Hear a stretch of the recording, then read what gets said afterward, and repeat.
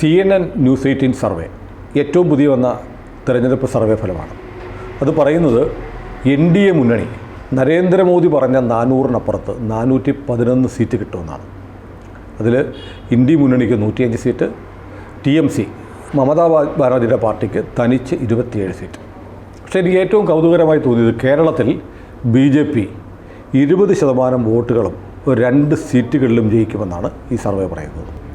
അത് survey to ഏർലിയാണ് നടക്കുന്നത്. Survey ഒന്നാമത് എനിക്കിതിലൊരു അവിശ്വാസമുണ്ട്. ഞാൻ സുനിലിനോട് പറഞ്ഞിട്ടില്ലേ, ഇന്ന് വരെ 10-45 വർഷമായിട്ട് ഒരു സർവേക്കാരൻ എൻ്റെ അടുത്ത് വന്നിട്ടില്ല. ഞാൻ കൊള്ളില്ലാത്തവൻ പറയണ്ട, എവിടെയെങ്കിലും ആരെങ്കിലും അടുത്ത് എൻ്റെ അടുത്തും വന്നിട്ടില്ല. ഞാൻ ഒരുപാട് പേരോട് ചോദിച്ചു, നിങ്ങളുടെ അടുത്ത് എപ്പോഴെങ്കിലും വന്നിട്ടുണ്ട്? ഇല്ല. ചേട്ടാ, നമ്മളൊക്കെ ഈ നാട്ടിൽ ഇത്ര വർഷം ജീവിച്ചിരുന്നവരല്ലേ, എവിടെയെങ്കിലും വിട്ടുപഴിച്ച് എൻ്റെ പരിചയത്തിലുള്ള ഏതെങ്കിലും ഒരാളിനോട് ഇത് ചോദിക്കണ്ടേ? ഇന്ന് വരെ ഞാൻ കേട്ടിട്ടില്ല. എന്നാൽ ഇവരെല്ലാം സർവേ നടത്തുന്നുണ്ട്.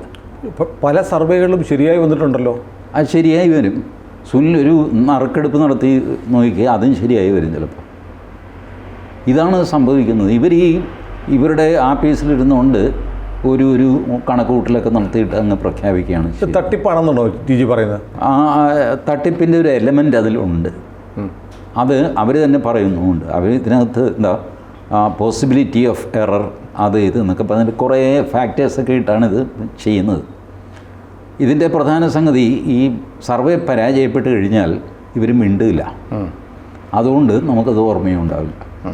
സർവേ വിജയിച്ചു കഴിഞ്ഞാൽ ഇവർ ചെണ്ട പൊട്ടും, അത് നമുക്ക് ഓർമ്മയുണ്ടാവും. അങ്ങനെയാണ് സർവേ ഒരു വലിയ കാര്യമായിട്ട്. അതല്ലാതെ സർവേകൾ പാളിപ്പോകാറുണ്ട്. ബട്ട് സ്റ്റിൽ ഒരു കാര്യം ഞാൻ പറയാം, BJPക്ക് ഒരു 15% വോട്ട് അവർ ഒരധ്വാനവും ചെയ്യാതെ ചൂലിനെ സ്ഥാനാർത്ഥിയായിട്ട് 15% വോട്ട് BJPക്ക് കേരളത്തിൽ ഉറപ്പാണ്. അഡീഷണൽ അധ്വാനിച്ചു കഴിഞ്ഞാൽ അഡീഷണൽ വോട്ട് കിട്ടും.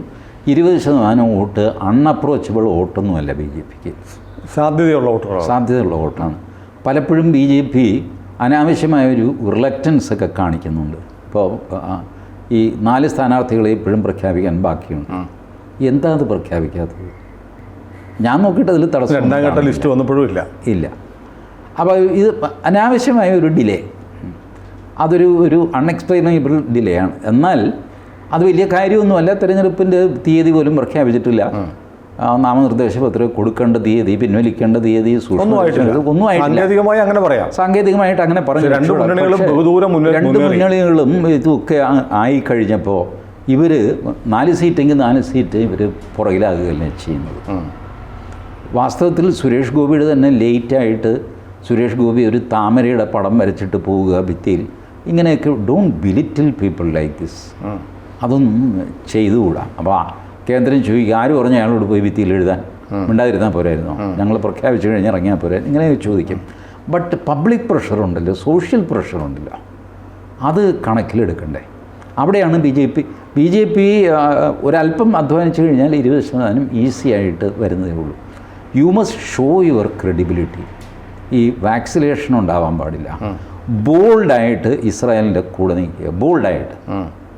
Make it an election issue. What is wrong in that? Make it an election issue out of CAA. Why are you in back foot in CAA? എന്തുകൊണ്ടാണ് CAA മുസ്ലിം വിരുദ്ധമല്ല എന്നും മാത്രമല്ല ഇത് ഹിന്ദുക്കളോടുള്ള ദ്രോഹമാണെന്നും ഇവർ ചെയ്യുന്നത്, LDF UDF ചെയ്യുന്നത് ദ്രോഹമാണെന്നും പറഞ്ഞ് മനസ്സിലാക്കണ്ടേ? എൻ്റെ സുനിൽ CAA ആലോചിച്ച് നോക്കുന്നേ, വാട്ട് ഈസ് ഹാപ്പനിങ്? ആ മുസ്ലിങ്ങൾക്ക് പ്രിയോറിറ്റി കൊടുക്കുന്നു. കാരണം അവരാണ് അഭയാർത്ഥികൾ, മറ്റുള്ളവർ കുടിയേറ്റക്കാരാണ്. കുടിയേറ്റം അനധികൃതമാണോ അതോ മറ്റെന്തെങ്കിലും ഉദ്ദേശം ഇതൊക്കെ ഉണ്ടോ എന്ന് പരിശോധിക്കണം. അതുകൊണ്ട് ഇവർക്ക് മുൻഗണന കൊടുക്കുന്നു. അവർക്കും കൊടുക്കുന്നുണ്ട്, അവർക്ക് കൊടുക്കും, തീർച്ചയായിട്ടും പൗരത്വം കൊടുക്കും. വാസ്തവത്തിൽ എന്താ, 6 വർഷം അമുസ്ലിങ്ങൾക്ക്, 11 വർഷം മുസ്ലിങ്ങൾക്ക്. 1946 മുതൽ വന്ന ആൾക്കാർ കെട്ടിക്കിടക്കുക. 2 കൂട്ടരുടെയും 6 വർഷവും കഴിഞ്ഞു, മറ്റേ ആളിൻ്റെ 11 വർഷവും കഴിഞ്ഞു. ഇപ്പോൾ ഹിന്ദുവും മുസ്ലിമും ഈ CAA ഇരിക്കുമ്പോൾ തന്നെ 2 പേരും ഈക്വലായി കഴിഞ്ഞു. Then what is wrong? ഇത് ജനങ്ങളെ പറഞ്ഞു മനസ്സിലാക്കി. കേരളത്തിലെ BJPക്ക് ഹമാസിൻ്റെ ആക്രമണവും ഹമാസ് ഭീകര സംഘടനയെക്കുറിച്ചും പൗരത്വ ഭേദഗതി നിയമത്തെക്കുറിച്ചും പറയാൻ പേടിയാണെന്നാണോ TG? പേടിയാണെന്നൊന്നും ഞാൻ പറയുന്നില്ല. അവരൊരു ഡിസിഷൻ ഇതുവരെ എടുത്തിട്ടില്ല. ഇപ്പോൾ ആറ്റിങ്ങൽ മുരളീധരൻ ക്യാമ്പയിൻ ചെയ്യുന്നു. What is his campaign point? What is his agenda? അത് BJPക്ക് ഒരു നാഷണൽ അജണ്ടയില്ലേ? ഏതാണത്? It must be made very clear to the public. അതിനകത്ത് ഗവൺമെൻറ് എടുത്ത നയങ്ങൾ പൗരത്വ ഭേദഗതി ബിൽ ഉൾപ്പെടെ വരുമല്ലോ. അല്ല, ഇത് വരുമല്ലോ എന്നൊക്കെ പറഞ്ഞ് അസംഷൻ ആണല്ലോ. This must be made very clear. നിങ്ങൾക്ക് നിങ്ങളുടെ തെരഞ്ഞെടുപ്പിൽ 1, 2, 3 ഒരു 3 അജണ്ടയെങ്കിലും എടുത്ത് പറയാവുന്നതുണ്ടാവണം. അതിപ്പോൾ മാനിഫെസ്റ്റോ വരുന്നവരെ കാത്തിരിക്കട്ടെ. മാനിഫെസ്റ്റോ വരുന്നവരെ കാത്തിരിക്കരുത്. കേരളത്തിൻ്റെ പ്രത്യേകത അനുസരിച്ച് നിങ്ങൾക്ക് നിങ്ങളുടെ ക്യാമ്പയിൻ പോയിന്റ് ഈ സാധനങ്ങളെല്ലാം മാനിഫെസ്റ്റോയിലുണ്ടാകും. I know how manifestos are made. Manifesto വലിയ തിങ്കിങ് ഒന്നും വെച്ച് ചെയ്യുന്നതല്ല. അതിൻ്റെ പ്രധാനപ്പെട്ട 2-3 പോയിന്റ് പിന്നെ ആരുടെങ്കിലും പറയാവുന്ന ഉണ്ടാക്കുന്നു. ഒരു 4-5 പേജ് ഉണ്ടാവണം കേട്ടോ. എന്നിട്ട് മാനിഫെസ്റ്റോ റിലീസ് ചെയ്യുന്നതിൻ്റെ തലേദിവസം രാത്രി ഏതെങ്കിലും പ്രസ്സിൽ കളർ പേപ്പറിൽ അച്ചടിച്ച് റെഡിയാക്കി രാവിലെ 10-10:30 ആകുമ്പോൾ ഓടിക്കൊണ്ടുവന്ന് റിലീസ് ചെയ്യും. റിലീസിങ് മാനിഫെസ്റ്റോ 10:30 റിലീസ് ചെയ്യാൻ വെച്ചത് 12:30 മാറ്റി. സംഭവം എന്താണെന്നറിയാം, പ്രിൻ്റ് ചെയ്ത് വന്നിട്ടില്ല. അതുകൊണ്ടാണ്, അല്ലാതെ പാർട്ടി പ്രസിഡൻറ്റിന് സമയമില്ലാഞ്ഞിട്ടല്ല. ഇതാണ് ഞാൻ BJP എല്ലാ പാർട്ടികളിലും നടക്കുന്നത്. ഇതാണ് എനിക്കൊന്ന് രാഹുൽ ഗാന്ധി കുറച്ച് അഡ്വാൻസ്ഡ് ആണെന്ന് തോന്നുന്നു. എനിക്ക് 1991 ഐ എം ടെലിങ് യു, 1991 BJPയുടെ പ്രകടന പത്രിക, രാജീവ് ഗാന്ധി മരിച്ച് തെരഞ്ഞെടുപ്പാണ്. ആ സമയത്ത് അയോധ്യ ഇഷ്യൂ ഒക്കെ പൊങ്ങി നിൽക്കുകയാണ്. പ്രകടന പത്രിക ആയിട്ടില്ല.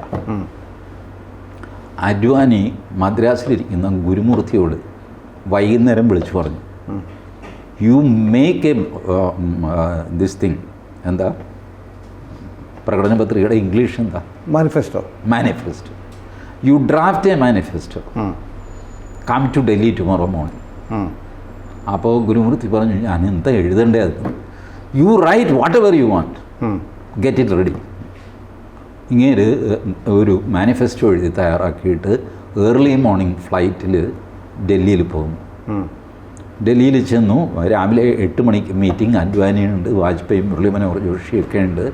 അപ്പോൾ കുറച്ച് പേരെന്തോ എഴുതി കൊണ്ടുവന്നിട്ടുണ്ട്, ചെയ്തിട്ടുണ്ട്. അദ്വാനിയും പറഞ്ഞു, ആ കടലാസൊക്കെയും കൊണ്ടുവന്നെന്ന് പറഞ്ഞിട്ട് വലിച്ചു കീറി. എന്നിട്ട് ഗുരുമൂർത്തിയുടെ കടലാസ് വാങ്ങിച്ചു. എന്നിട്ട് ജോഷിയോടും അടൽജിയോടും പറഞ്ഞു, ഈ ഗുരുമൂർത്തി കൊണ്ടുവന്ന കടലാസ് ഞാനൊന്ന് ഓടിച്ചു നോക്കിയിട്ടുണ്ട്, ഈസ് ഇറ്റ് ഓക്കെ? 1.5 മണിക്കൂറിനുള്ളിൽ അച്ചടിച്ച് റെഡിയാക്കിയിട്ട് ഉച്ചയ്ക്ക് 11:45-12 മണിയായപ്പോൾ മാനിഫെസ്റ്റോ അദ്വാനിജി റിലീസ് ചെയ്യുന്നു. അദ്വാനിജി വായിച്ചിട്ടില്ല. I know this personally, I was involve in that. ഇതൊരു തെറ്റായിട്ടോ കുറ്റമായിട്ടോ ഞാൻ പറയുകയില്ല. This is the way manifestos are made. ഇപ്പോൾ BJPയുടെ ഒരു മാനിഫെസ്റ്റോ തയ്യാറാക്കാൻ എന്നോട് പറഞ്ഞു എന്ന് വയ്ക്കുക. എനിക്കറിയില്ല, ഞാൻ എത്രയോ കാലം ഇതിൻ്റെ സഹയാത്രികനായിട്ട് നടന്നതല്ലേ, എനിക്കറിയാം BJPക്ക് എന്തൊക്കെയാണ് വേണ്ടത്. ടക്കടക്കടക്കാന്ന് പറഞ്ഞിട്ട് ഞാൻ ഇതൊന്നും അടിച്ച് ആക്കി BJP മാനിഫെസ്റ്റോ ആക്കി കൊണ്ടുപോയി ചേട്ടാന്ന് പറഞ്ഞ് ഞാൻ കൊണ്ടുപോയി കൊടുക്കും. That will be released. പാവം സുരേന്ദ്രൻ അത് വായിച്ചു പോലും കാണില്ല. പക്ഷേ സുരേന്ദ്രൻ അറിയാൻ ചേട്ടൻ ഉണ്ടായി കഴിഞ്ഞാൽ അതിനകത്ത് അത്യാവശ്യം ഇൻഗ്രീഡിയൻസ് ഒക്കെ ഉണ്ടാവും, കുഴപ്പമൊന്നും ഉണ്ടാവില്ല. പിന്നെ എന്തെങ്കിലും കുറ്റം കണ്ടുപിടിക്കാൻ, ഇത് മാനിഫെസ്റ്റോയിൽ കുറ്റം ആരും കണ്ടുപിടിക്കാറില്ല. ആരും നിങ്ങളുടെ മാനിഫെസ്റ്റോയിൽ ഇങ്ങനെ ചെയ്തു അങ്ങനെ ചെയ്തു എന്ന് പറഞ്ഞ് തർക്കിക്കാറൊന്നുമില്ല. അല്ല, രാഹുൽ ഗാന്ധി ഇപ്പോൾ പറയുന്നുണ്ട് വനിതകൾക്ക് BPL താഴെയുള്ളവർക്ക് വർഷം 1 ലക്ഷം രൂപ, ഡിപ്ലോമയോ ഡിഗ്രിയോ ഉള്ളവർക്ക് 1 ലക്ഷം രൂപ. ഞാൻ പറയട്ടെ, കേരളത്തിൽ എത്ര സീറ്റിൽ മത്സരിക്കുന്നുണ്ട് കോൺഗ്രസ്? 17 സീറ്റിൽ മത്സരിക്കുന്നുണ്ട്. എത്ര സ്ത്രീയുണ്ട്? ആലത്തൂര് രമ്യ ഹരിദാസ്. ഫിനിഷ്. എവിടെ പോയി രാഹുൽ ഗാന്ധിയുടെ സ്ത്രീ പ്രേമം? എന്തൊരു നാണക്കേടാണ്. അറ്റ്ലീസ്റ്റ് ഇത് BJPക്ക് ക്യാമ്പയിൻ പോയിൻ്റ് ആക്കാം. BJPയുടെ 12 സ്ഥാനാർത്ഥികളിൽ 3 പേര് സ്ത്രീകളാണ്.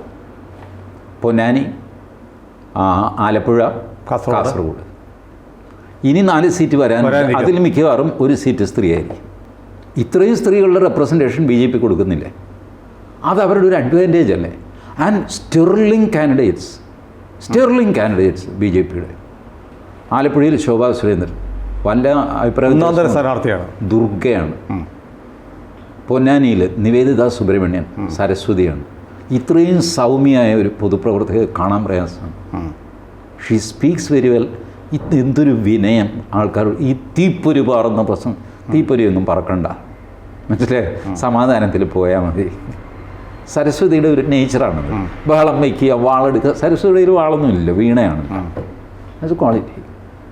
അവിടെ അശ്വിനി കാസർഗോഡ് മഹാലക്ഷ്മിയാണ്, എല്ലാവരെയും സഹായിക്കും. സ്വന്തം പോക്കറ്റിൽ നിന്ന് സഹായിക്കാൻ ആ പാവത്തിന് എത്ര അണിയില്ല.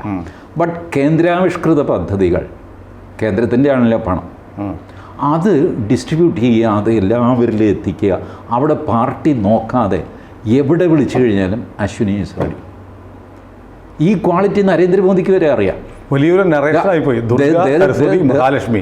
There is a meeting in which Narendra Modi പുറകിൽ നിന്ന് അശ്വിനിയെ വിളിച്ച് മുമ്പിലേക്ക് കയറ്റി നിർത്തുന്നുണ്ട്.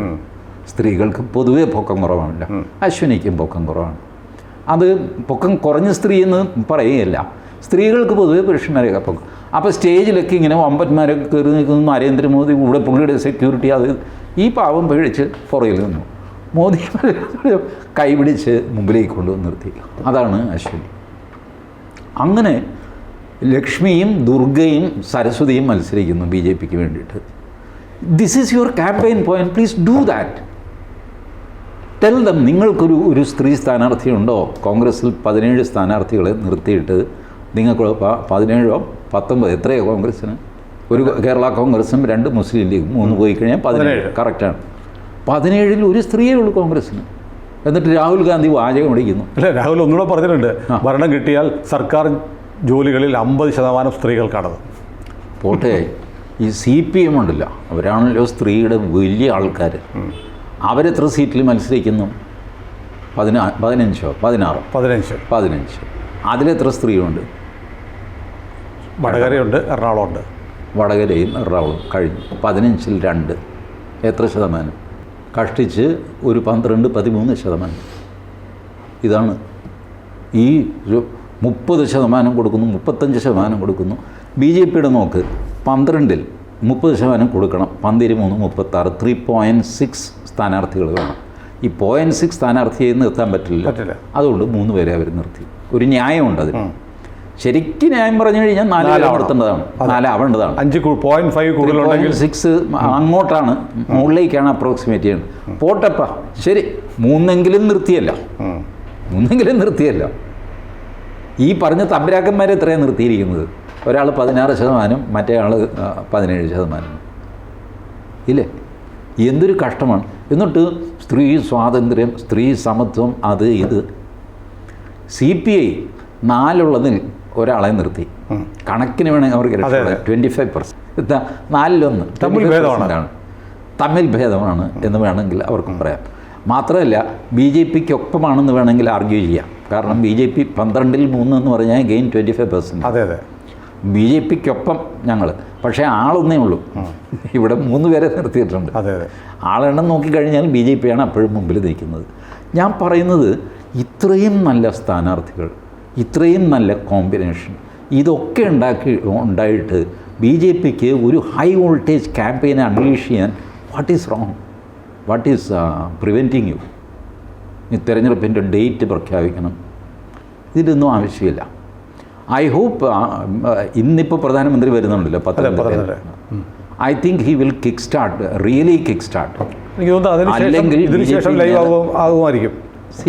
ഇതൊക്കെ BJP നേതാക്കൾ കുറേ അധികം സ്വമേധയെ ചെയ്യുകയാണ്. എല്ലാം കൂടെ മോദി ചെയ്യുമെന്ന് പറഞ്ഞാൽ നടക്കില്ല. അതൊരു ശരിയുമല്ലല്ലോ. അപ്പോൾ അത് ഞാൻ ഇപ്പോഴും BJPക്കാരോട്, എൻ്റെ സുഹൃത്തുക്കളോട് അഭ്യർത്ഥിക്കുന്നത്, നിങ്ങൾ ഇത്തരം പോയിന്റുകൾ ഉപയോഗിക്കുക. നിങ്ങളുടെ വലിപ്പം നിങ്ങൾക്ക് തന്നെ അറിയില്ല. 20% എന്നൊക്കെ പറഞ്ഞാൽ നിസ്സാരമായിട്ട് കേരളത്തിൽ കൊയ്യാവുന്ന വോട്ടാണ്. Set your agenda, let other people react to your agenda. അതല്ലേ വേണ്ടത്. BJP മുസ്ലിം വിരുദ്ധ പാർട്ടി ആണ് എന്ന് മുസ്ലിങ്ങൾ വിചാരിക്കുന്നില്ല. അത് CPMൻ്റെ നരേറ്റീവാണ്. അത് BJP വിഴുങ്ങരുത്. You are not an anti Muslim party. Let it sink in your mind first. ഇത് സുനിൽ ഞാൻ മുസ്ലിം വിരുദ്ധനാണെന്ന് പറഞ്ഞ് ഞാനത് കയറി വിശ്വസിക്കുക. ഞാൻ മുസ്ലിം വിരുദ്ധനാണെന്ന് എനിക്ക് തന്നെ ഒരു സംശയം. It's bad. മുസ്ലിങ്ങൾക്ക് മോഹൻദാസിനോടൊരു കുഴപ്പമില്ല. പക്ഷേ സുനിലിൻ്റെ പറച്ചിൽ കൊണ്ട് മോഹൻദാസിനെ പഠിച്ച് സ്വയം ധരിക്കുകയാണ്. This is the situation. You behave നിങ്ങൾ ആസ് ഈസ് വേർ ഈസ് നിങ്ങൾ ബിഹേവ് ചെയ്യുക. നിങ്ങൾ ആരാണ്, നിങ്ങൾ അതുപോലെ പെരുമാറുക. വല്ലവരും പറയുന്നത് കേട്ടിട്ട് ആ നെഗറ്റീവ് വാക്കുകളുടെ പിന്നാലെ പോയി കുഴപ്പത്തിൽ ചാടേണ്ട ഒരു കാര്യമില്ല. ബോൾഡായിട്ട് പെരുമാറി. ഞാൻ ഈവൻ പൊന്നാനിയിൽ BJPക്ക് ഒരു വിജയസാധ്യത ഞാൻ കാണുന്നുണ്ട്. ഈ സരസ്വതിക്ക് പൊന്നാനി അവിടെ മുഴുവൻ മുസ്ലിങ്ങളാണ് ആയിരിക്കാം. പൊന്നാനിയിൽ ഈ മത്സരിച്ച് ബോറടിച്ച ഒരു സ്ഥാനാർത്ഥിയാണ് ഇങ്ങനെ നമ്മളുടെ തൊപ്പിക്കാരൻ സമദാനി മനോഹരമായിട്ട് സംസാരിക്കും. പക്ഷേ എത്ര കാലമായി ഈ സമദാനി മനോഹരമായിട്ട് സംസാരിക്കുന്നു? സമദാനിയെ ഡിസ്ക്രെഡിറ്റ് ചെയ്യാൻ വളരെ എളുപ്പമാണ്. ഡിസ്ക്രെഡിറ്റ് എന്ന് പറഞ്ഞാൽ ഞാൻ ക്യാരക്ടർ അസാസിനേഷൻ അല്ല പറയുന്നത്. ക്യാരക്ടർ അസാസിനേഷൻ തുടങ്ങിക്കഴിഞ്ഞാൽ അതിന് അന്ത്യം ഉണ്ടാവില്ല. മാത്രമല്ല നിവേദിത അത് ചെയ്യില്ല. ക്യാരക്ടർ അസാസിനേഷൻ പോകുന്ന സ്ത്രീകൾ, സരസ്വതിയുടെ ജോലിയല്ല ക്യാരക്ടർ അസാസിനേഷൻ. അതുപോലത്തെ വാക്കുകളോ തീപാറുന്ന പ്രസംഗം, വെല്ലുവിളി, കാണിച്ചു തരാം എന്നൊക്കെയുള്ള അതൊക്കെ മറ്റേ ആലപ്പുഴയിൽ ദുർഗയുടെ നമ്പറുകളൊക്കെ അവിടെ കാണാം. ആലപ്പുഴയിലൊരു പ്രത്യേകതയുണ്ട്, അറിയാമോ?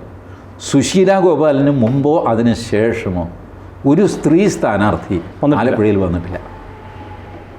The only woman who is going to contest in Alappuzha is Shobha Surendran. Shobha സുരേന്ദ്രന് വലിയ സാധ്യതകളുണ്ട് ആലപ്പുഴയിൽ. ആലപ്പുഴയും ഒരു മാറ്റത്തിന് കരുതിയിരിക്കുന്ന സ്ഥലമാണ്. CPM ഏറ്റവും അധികം ഉൾപാർട്ടി പ്രശ്നങ്ങൾ നേരിടുന്ന ഒരു സ്ഥലം ആലപ്പുഴയും കൂടിയാണ്. മോശമില്ലാത്ത രീതിയിൽ തിരുവനന്തപുരം ഉണ്ട് കേട്ടോ. തിരുവനന്തപുരത്ത് കുറഞ്ഞൊന്നും പ്രകടമായി കേൾക്കുന്നില്ലാന്നേ ഉള്ളൂ. അന്തച്ച് പ്രകടമായിട്ട് കേൾക്കുന്നുമുണ്ട്. അല്ല, ആലപ്പുഴയിലെ പോലെ അത് വൃത്തികെട്ട തരത്തിലേക്ക് പോയിട്ടില്ല. മുഹമ്മദ് റിയാസും ശിവൻകുട്ടിയും തമ്മിൽ നടന്നു മയക്കുമരുന്ന് അങ്ങനെയൊന്നും വന്നിട്ടില്ല തിരുവനന്തപുരത്ത്. മുഹമ്മദ് റിയാസും ശിവൻകുട്ടിയും തമ്മിൽ വഴക്കുണ്ടെന്നു. ആര്യ രാജേന്ദ്രൻ മറ്റേ റോഡിൻ്റെ സ്റ്റെപ്പ് കൊടുത്തു. എന്തെല്ലാം എനിവേ ഇരിക്കട്ടെ. ആലപ്പുഴയുടെ കാര്യം നോക്കുമ്പോൾ ആലപ്പുഴയിലെ ഹിന്ദുവിന് ഇപ്പോഴും ഒരു പേടിയുണ്ട് ഇസ്ലാമിൻ്റെ ഈ കടന്നുകയറ്റത്തെ. ആലപ്പുഴയിൽ പ്രത്യേകിച്ച് ചേർത്തല വലിയ ഹിന്ദു കോൺസെൻട്രേഷനുള്ള ഒരു സ്ഥലമാണ്. ചേർത്തലയിൽ നോക്കി ഒരു നോൺ ഹിന്ദു ജയിക്കണമെങ്കിൽ AK ആൻ്റണി മത്സരിക്കണം, അല്ലെങ്കിൽ ചേർത്തലയിൽ നോൺ ഹിന്ദു ജയിക്കില്ല. കോൺഗ്രസ് ആയിക്കോട്ടെ കമ്മ്യൂണിസ്റ്റ് ആയിക്കോട്ടെ. CK ചന്ദ്രപ്പൻ ജയിക്കും, അല്ലെങ്കിൽ വയലാർ രവി ജയിക്കും. ഇതിന് എക്സെപ്ഷനായിട്ട് AK ആൻ്റണി മാത്രമേ ഉള്ളൂ. പിന്നെ ഒരെണ്ണം, അത് rarest of the rare case എന്നൊക്കെ പറഞ്ഞ പോലെ 1967 CV ജേക്കബ് എന്ന് പറഞ്ഞ് കേരള കോൺഗ്രസ്സുകാരൻ ചേർത്തലയിൽ ജയിച്ചു. അതാണ് ഏക എക്സെപ്ഷൻ. ഈ ഹിന്ദു 83% ഹിന്ദു ഉള്ള സ്ഥലമാണ് ചേർത്തല താലൂക്ക്. അതായത് മണ്ണഞ്ചേരി മുതൽ അരുക്കുറ്റി വരെയുള്ള സ്ഥലങ്ങൾ. ഇത് അവിടെയെല്ലാം ഈ സെൻറ്റിമെൻറ്റ്സ് ഉണ്ട്. ഇവർ അരൂർ നിയോജകമണ്ഡലം ഉണ്ടാക്കിയപ്പോൾ ഒരു കളി കളിച്ചു. ചേർത്തലയുടെ കുറച്ച് പോർഷൻ, മുസ്ലിം ഭൂരിപക്ഷം കുറച്ചുള്ള പോർഷൻ അരൂരിനോട് ചേർത്തു. ചേർത്തല നിയോജകമണ്ഡലം വീണ്ടും ചെറുതായി. മാരാരിക്കുളം എന്ന് പറയുന്ന നിയോജകമണ്ഡലം ഇല്ലാതെയായി. ആലപ്പുഴയായി. ആലപ്പുഴ പട്ടണം അമ്പലപ്പുഴയായിട്ട് മാറി. അതെ, ആലപ്പുഴയ്ക്ക് ഒരു മണ്ഡലമില്ല. ആലപ്പുഴ എന്ന് പറയുന്ന പട്ടണം, അതായത് ശവക്കോട്ടപ്പാലത്തിന് തെക്കോട്ടുള്ള ആലപ്പുഴ, റിയൽ ആലപ്പുഴ ടൗൺ, അത് അമ്പലപ്പുഴയാണ്. ശവക്കോട്ടപ്പാലത്തിന് വടക്ക് മാരാരിക്കുളമായിരുന്നു, അത് ആലപ്പുഴയായി. അവിടെ ജയിച്ചുകൊണ്ടിരുന്നത് PS Karthikeyan, Kalassery Damodaran, VS Achuthanandan. Party ഏതുമായിക്കോട്ടെ, ഹിന്ദുവാണ് ജയിച്ചുകൊണ്ടിരുന്നത്. അത് തോമസ് ഐസക്കിൻ്റെ കയ്യിൽ പോയി. PJ ഫ്രാൻസിസ് ആണ് ആദ്യം നടത്തുന്നത്. VS അച്യുതാനന്ദനെ സ്വന്തം പാർട്ടി തോൽപ്പിച്ചു. അച്യുതാനന്ദൻ മലമ്പുഴയിലേക്ക് പോയി, എഗെയിൻ ഹിന്ദു ഭൂരിപക്ഷ മണ്ഡലത്തിലേക്ക് പോയി. This play is going on in Alappuzha. ഇത് തുറന്ന് കാണിച്ചാൽ തന്നെ ഇതൊന്നും വർഗീയതയല്ലേ ഈ പറയുന്നത്? വർഗീയതയല്ല. ഇവർ ഈ പറയുമല്ലോ, എന്താ സാമുദായിക സന്തുലനം. I am speaking that. സാമുദായിക സന്തുലനം ആലപ്പുഴയിൽ മനഃപൂർവ്വം ഈ റീഓർഗനൈസേഷൻകാരൻ നശിപ്പിച്ചിരിക്കുന്നു. അസംബ്ലി മണ്ഡലങ്ങൾ പൊളിറ്റിക്കൽ താല്പര്യം, ബട്ട് ലോക്സഭയിൽ ഒന്നും ചെയ്യാൻ പറ്റിയിട്ടില്ല ഇതുവരെ. Therefore that advantage goes to Shobha. And Shobha എനർജിയുടെ ഒരു പവർ ഹൗസുമാണ്. എത്ര മണിക്കൂർ വർക്ക് ചെയ്യുന്ന ഞാൻ അന്തം വിട്ടുപോയി. അവരുടെ പ്രായത്തിൽ എനിക്കൊന്നും ഇത്രയൊന്നും എനർജി ഉണ്ടായിരുന്നില്ല. Always full of energy. അങ്ങനെ കുതിക്കാൻ തയ്യാറായ റോക്കറ്റ് പോലെ ഇങ്ങനെ നിൽക്കുന്ന ഒരു അവസ്ഥ, full of energy. She can do wonders in Alappuzha. ഒരുപക്ഷെ ഇത്തവണ 2-3 ഈ കറുത്ത കുതിര എന്ന് പറയുമല്ലോ, ഇത് ഉണ്ടാവാൻ സാധ്യത ഈ 3 സ്ത്രീകളാണ്. കാസർഗോഡ് അശ്വിനി തമാശയല്ല. കാസർഗോഡ് നല്ല പോസിബിലിറ്റിയുള്ള ഒരു സ്ഥലമാണ്. അശ്വിനിയുടെ കേപ്പബിലിറ്റി വെച്ചിട്ട് അശ്വിനിയും ഈ പറഞ്ഞ പോലെ ഗുണ്ടടിക്കുന്ന ആളല്ല, വലിയ വെട്ടിക്കെട്ട് നടത്തുക, ഇതൊന്നും അശ്വിനിയുണ്ട്. ബട്ട് അശ്വിനിക്ക് ഗ്രൗണ്ട് ലെവലിൽ ഭയങ്കര ഗുഡ് വില്ലാണ് കാസർഗോഡ്. സോ ഞാൻ BJPക്ക് അത്ഭുതങ്ങൾ സമ്മാനിക്കാൻ പോകുന്ന 3 കാൻഡിഡേറ്റ് ഞാൻ ഈ 3 വനിതകളെ ദുർഗ, സരസ്വതി, ലക്ഷ്മിയാണ് ഞാൻ കാണുന്നത്. And I hope and I wish them well.